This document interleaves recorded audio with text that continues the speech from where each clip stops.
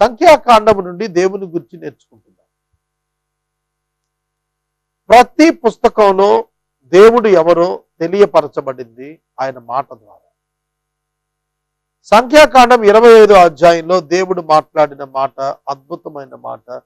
ఫినెహాసు అను వ్యక్తిని గురించి, అహరోను మనవడు ఎలియాజరు కుమారుడు ఫినెహాసు చేసిన క్రియ మాట్లాడుతున్నాడు. నేను ఓర్వలేని దానిని తాను ఓర్వలేకపోవుట వలన ఇశ్రాయేలీయుల మీద నుండి నా కోపాన్ని మళ్లించాడు. గనుక నేను ఓర్వలేక ఉండియు ఇశ్రాయేలీయులను నశింపచేయలేదు. కాబట్టి నీవు అతనితో ఇట్లనము, అతనితో నా నిబంధన సమాధాన నిబంధన చేస్తున్నాను. అది నిత్యమైన యాజక నిబంధనగా అతని సంతానానికి ఉండును. ఎనగా అతడు తన దేవుని విషయమందు ఆసక్తి గలవాడై ఇశ్రాయేలీయుల నిమిత్తము ప్రాయశ్చిత్తము చేసెను. నేను చదివాను, మీరు విన్నారు కదా. అహరోను యొక్క కుమారుడు ఎలియాజరు, ఎలియాజరు కుమారుడు ఫీనెహాసు. ఫీనెహాసు ఏం చేశాడు? దేవుడు ఓర్వలేని దానిని తానును ఓర్వలేకపోయాడు. దేవుడి ఉగ్రత ఆగునట్లుగా తన ఉగ్రత చూపాడు. జాగ్రత్తగా, ఎవరు మన దేవుడు? మన దేవుడు తన మాటను మీరిన వారి జీవితాలను చూచినప్పుడు ఓర్వలేనివాడు. మళ్ళీ మళ్ళీ మళ్ళీ చెబుతున్నాను, జాగ్రత్తగా వినాలి. It is the lesson from old testament. పాత నిబంధన పాఠంలోనిది మనం చదివాము. అక్కడ తాను ఓర్వలేకపోతున్నాను అన్నాడు. దేన్ని చూసి ఓర్వలేకపోతున్నాను అన్నాడు? ఇశ్రాయేలీయులు వ్యభిచారం చేస్తున్నారు, దానిని చూచి దేవుడు ఓర్వలేకపోతున్నాను అన్నాడు. ఇశ్రాయేలీయులు విగ్రహారాధనకి వెళ్ళిపోయారు, దానిని చూచి నేను ఓర్వలేకపోతున్నాను అన్నాడు. మరి అదే దేవుడు ఇవాళ ఉన్నాడు, ఇవాళ ఓర్వగలుగుతున్నాడు ఏమిటి? నా మాట జాగ్రత్త, కొంచెం కాంప్లికేటెడ్ సబ్జెక్ట్, జాగ్రత్తగా. ఆ రోజున నేను ఓర్వలేకపోతున్నాను అన్నాడు, మరి ఇప్పుడు ఎందుకు వచ్చుకుంటున్నాడు? This period, new testament time period, is the time of the grace, కృపాకాలము. యేసుక్రీస్తు ప్రభువు మానవ పాపం కొరకు మరణించిన కారణం చేత పెంతెకొస్తు పండుగ దినాన ఆవిర్భవించినటువంటి సంఘము ప్రారంభము, క్రీస్తు వారి యొక్క ఆకాశ మధ్యమానికి వచ్చు రెండవ రాకడ దినం వరకు ఎందరు మనుషులైతే ఉన్నారో వారందరి యొక్క పీరియడ్లో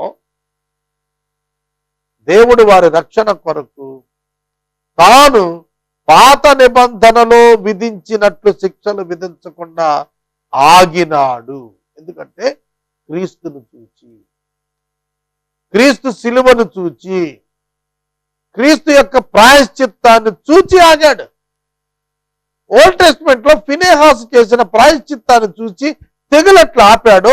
క్రీస్తు చేసిన ప్రాయశ్చిత్తాన్ని చూచి దేవుడు ఈ కృపాకాలంలో ఈ శిక్షలు ఆప్ చేశాడు, ఈ శిక్షను ఆప్ చేశాడు.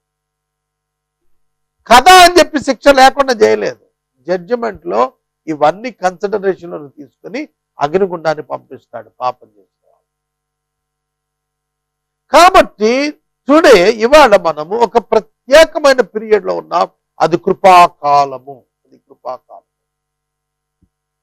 స్నేహితులారా, మనం కృపాకాలంలో ఉన్నాము కాబట్టి ఇంత కరప్షన్ జరుగుతున్నా God is silent and they are living on the earth comfortable.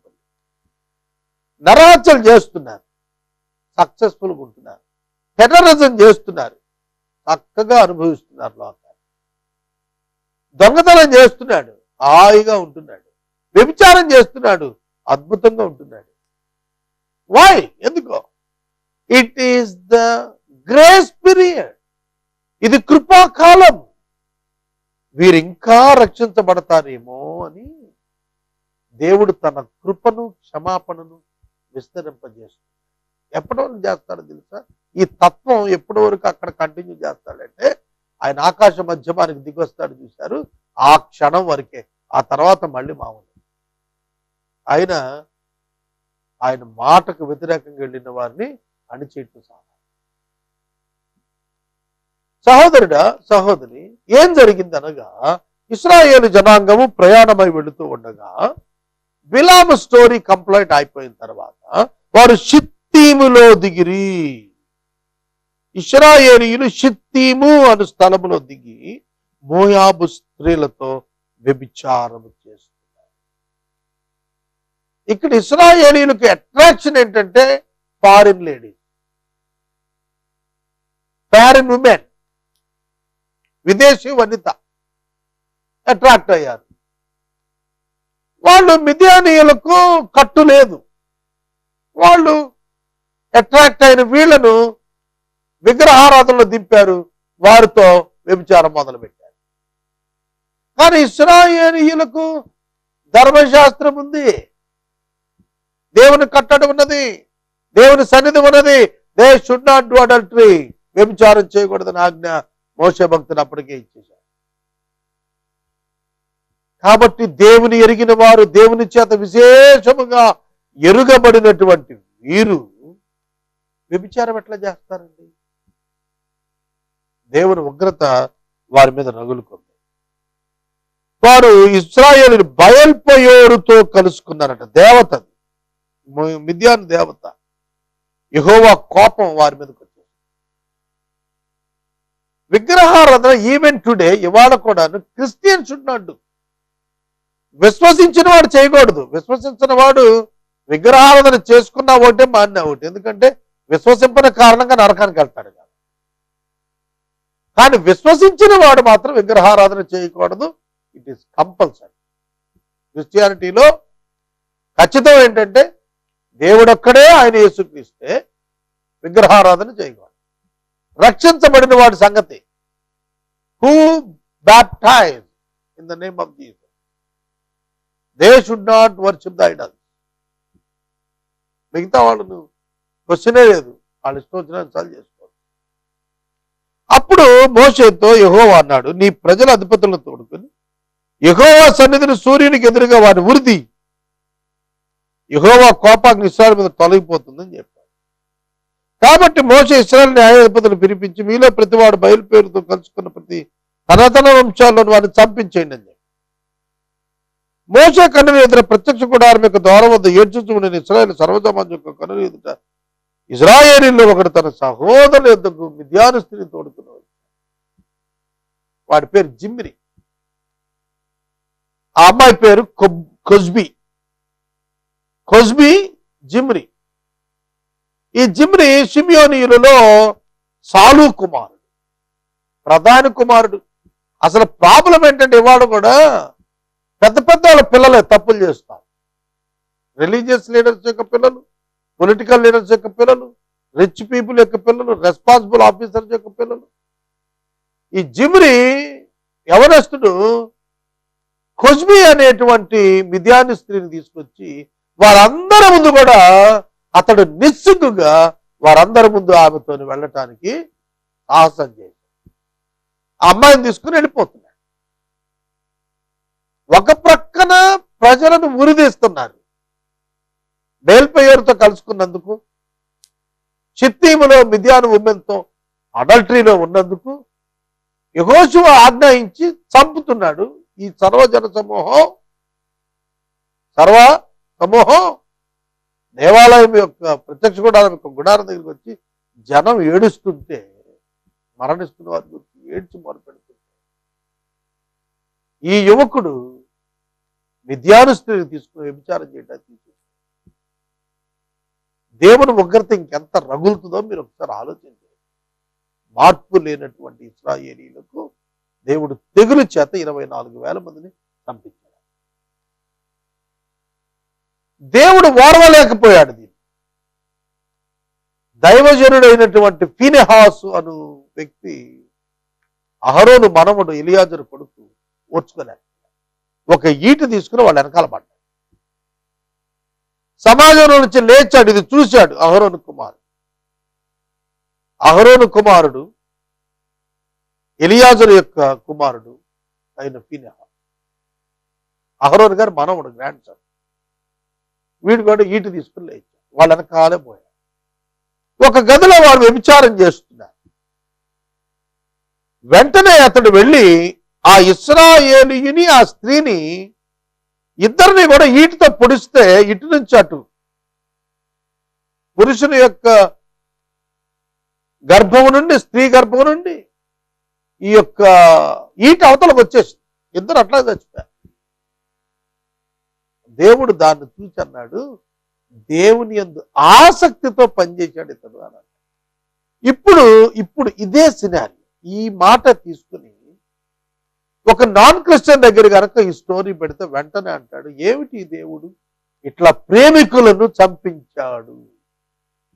ఇవాళ ఇంటర్నెట్లో వాట్సాప్లో వస్తున్న అభిప్రాయాలన్నీ వాక్యం అర్థం కాక ఇట్లాంటివి పోస్ట్ చేస్తున్నారు చాలా. దేవుడు ఏమిటి, ధర్మశాస్త్రం ఏమిటి, వారెవరు, వారిని ఎందుకు విడుదల చేశాడు, గాడ్స్ ప్లాన్ ఫర్ ద ఏమిటి, అవేమీ పట్టించుకోడు. ఏమండి, ఒక మేజర్ యువకుడు ఒక మేజర్ యువతితో కలిసి వారిష్టపూర్వకంగా వారు సంసారం చేయడానికి వెళ్ళిపోతే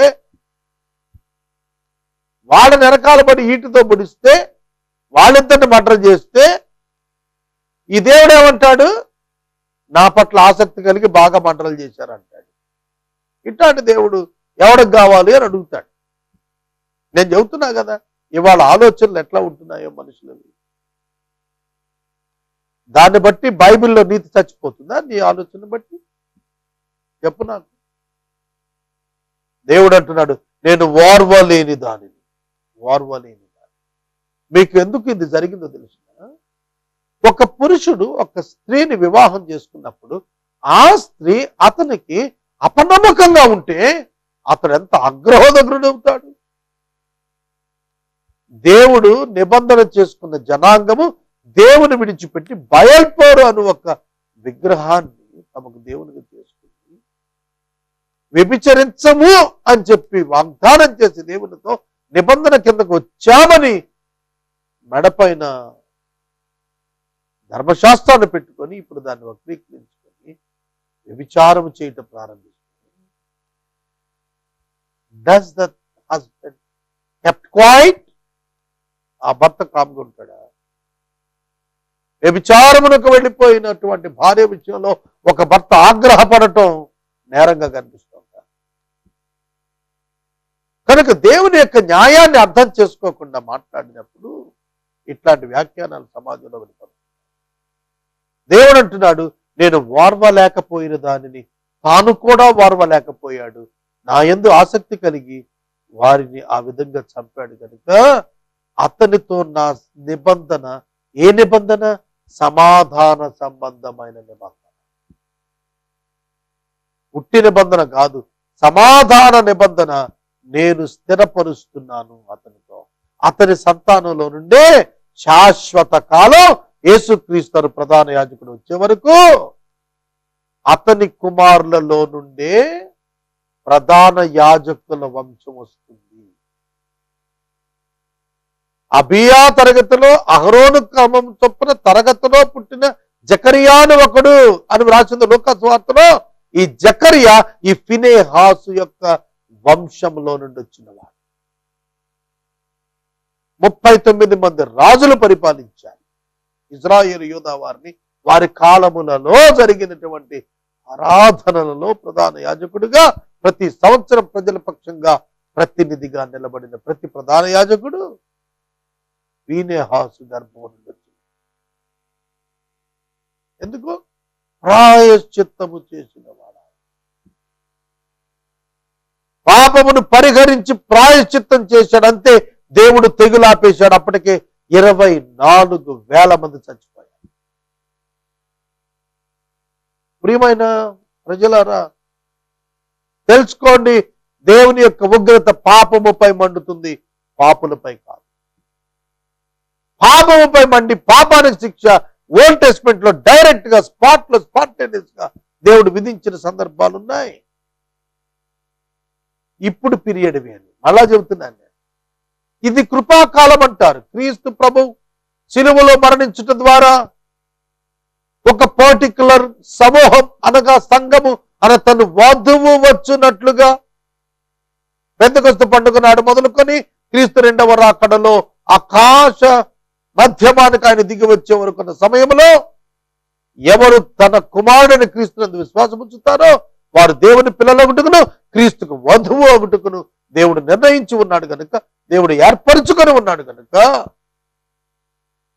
దేవుడు కృపాకాలాన్ని ప్రవేశపెట్టాడు. ఆ కృపాకాలంలో పాపము విస్తరించిన చోట కృప అధికంగా విస్తరిస్తోంది. ఎందుకంటే మనుషులు మారు మనసు పొందినట్లుగా రక్షణ పొందినట్లుగా వారి పాపమునకు శిక్ష వెంటనే విధించక ప్రభువు కనికరముతో ఉపేక్షిస్తున్నాడు. దేవుని యొక్క కనికరము మిమ్మల్ని మారు మనసు పొందుటకు ప్రేరేపిస్తూ ఉన్నది. దేవుని కనికరము మీరు మారు మనసు పొందేటట్లుగా మిమ్మల్ని ప్రేరేపిస్తోంది. ఈ సత్యాన్ని మీరు గుర్తెరగాలి.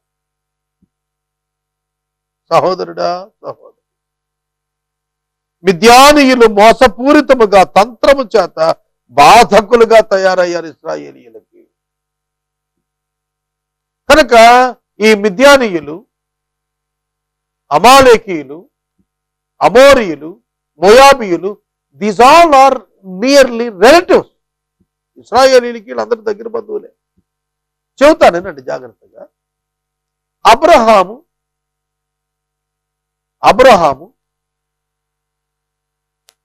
హాగరుతో వెళ్ళినప్పుడు ఇష్మాయేలు పుట్టాడు. ఇష్మాయేలీయులు వచ్చారు. అందులో అబ్రహాము కెతూరుతో వెళ్ళి 6 కన్నాడు. అందులో మిద్యానీయులు వచ్చారు. వింటున్నారా? మిద్యానీయులు వచ్చారు.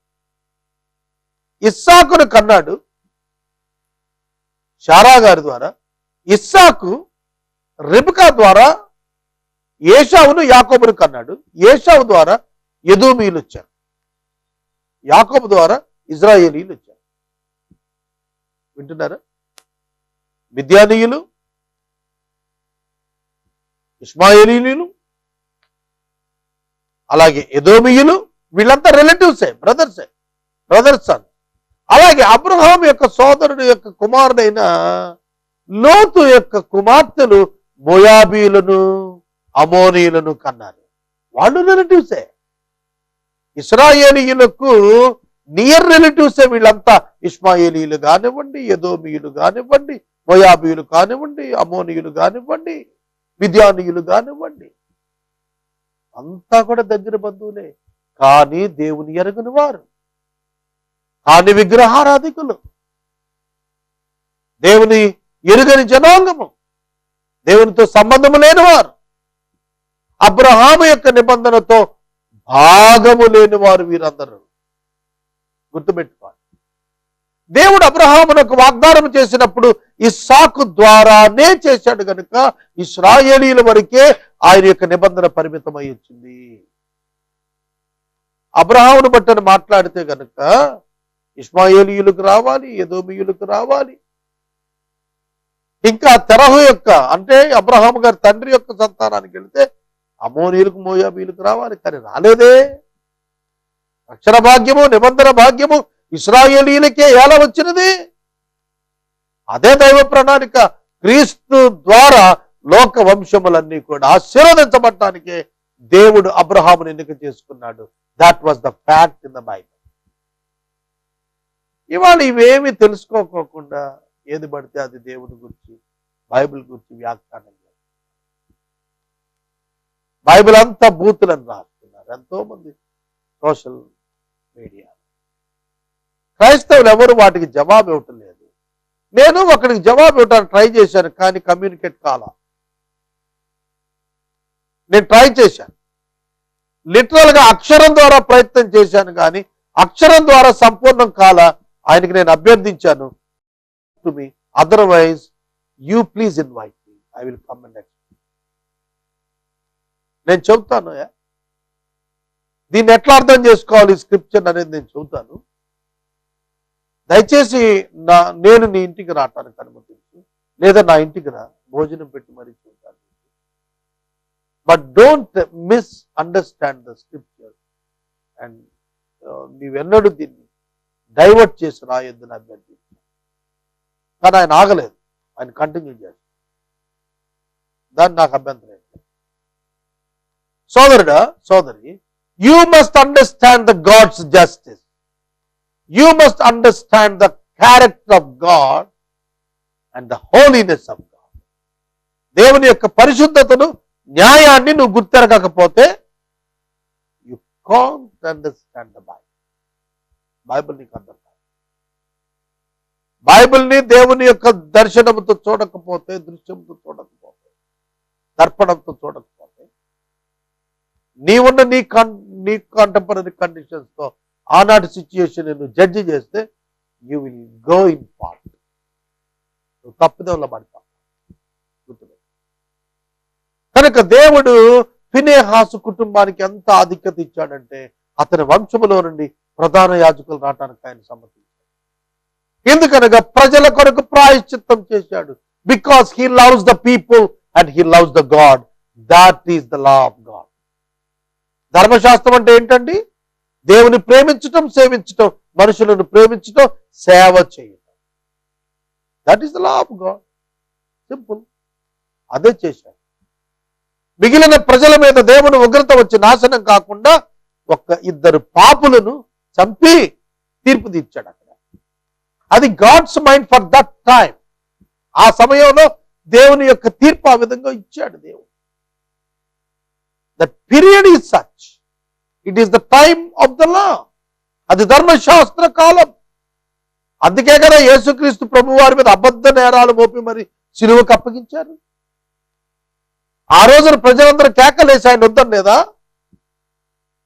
ఆయన మీద మోపిన నేరాలు కాదా ఆ రోజు జస్టిఫై చేసుకుంది వాళ్ళు. But that period is such. Please understand the Bible. ఆ కాలం అలాంటిదండి. అది ధర్మశాస్త్ర కాలం. దేవుడు తాను సంపూర్ణమైనటువంటి ప్రత్యక్షత యేసుక్రీస్తు ప్రభువును అనుగ్రహించే వరకు కూడా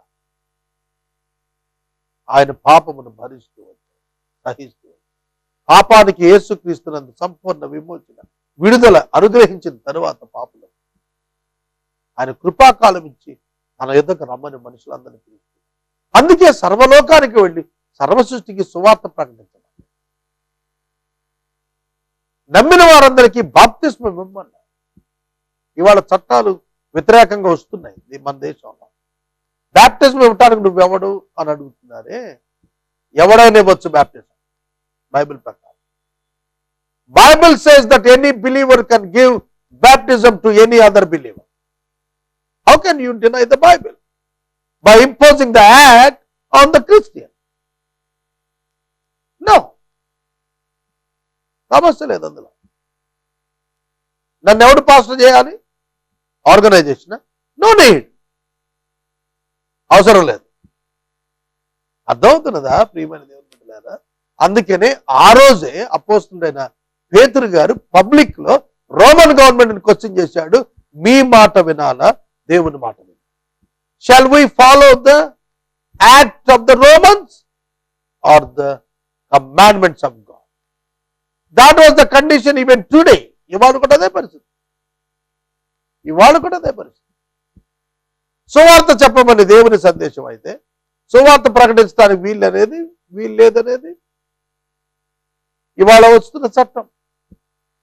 దేవుని ప్రేమ, దేవుని న్యాయము, దేవుని సత్యము, దేవుని పరిశుద్ధత ఎరగకుండా యు కాంట్ జడ్జ్. దేవుని తెలుసుకోనండి. దేవుని మనసు తెలుసుకోనండి. దేవుడు మిమ్మల్ని ప్రేమిస్తుంది, పాపాన్ని ద్వేషిస్తుంది. God hates the sin and God loves the sin. అందుకే పాత నిబంధనలో దేవుడు వాళ్ళని అలా కంట్రోల్ చేశాడు. నేను మనవి చేస్తున్నాను సహోదరుడా, సహోదరి, యేసుక్రీస్తు ప్రభువు నందు పాపక్షమాపణ ఉచితంగా దేవుడు ప్రకటించమన్నాడు. It's not from the minds of the Christians to establish the Christian world. క్రైస్తవ ప్రపంచం ఎప్పటికీ రాదు. నేను చెబుతున్నాను, క్రైస్తవుడికి చివరగా మిగిలేది శ్రమలే. క్రీస్తు రాజ్యం వస్తుంది. వెయ్యేండ్ల పాలన వస్తుంది ప్రపంచంలో. బైబిల్ చెబుతోంది బోధ అది. దాన్ని అర్థం చేసుకోకుండా క్రైస్తవునికి వ్యతిరేకంగా ఆలోచన చేస్తున్న వారు అత్యధికమవుతున్న ఈ దినాల్లో. We all should pray that they should understand our God.